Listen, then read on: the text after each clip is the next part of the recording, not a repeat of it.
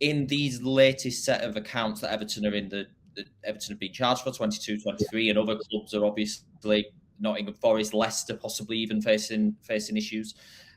Everton may have lost in those accounts sponsorship deals with USM, Yotta, and Megaphone, who were the three Russian companies, or the three Uzmanov-owned companies, I should say.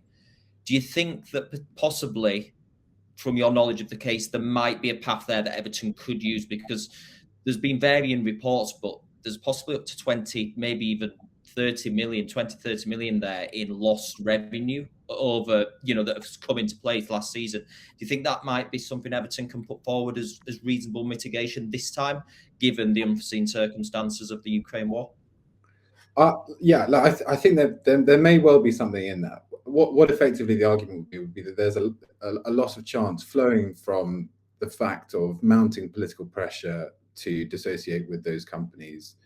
Albeit I don't think, I'll be corrected if I'm wrong, I don't think that those companies were sanctioned.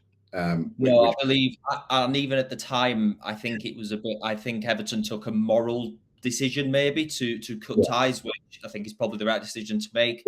If sanctions came around the same time, yeah.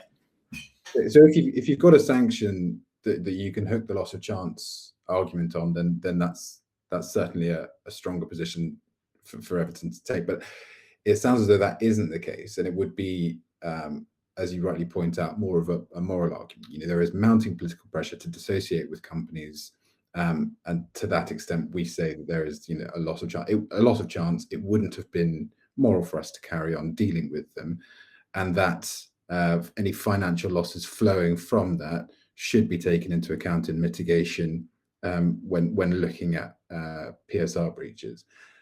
I think there is a stronger, there is an argument there certainly, and it doesn't fall foul of the same vulnerability that the Everton the first case did, which is that there wasn't a signed contract at the point of the incursion into Ukraine, and so evidently the situation is probably stronger, albeit the weakness would be that without a specific sanction to hang the loss of chance argument on, it may be slightly harder to demonstrate that political pressure, mounting political pressure, was sufficient to give rise to the loss of chance.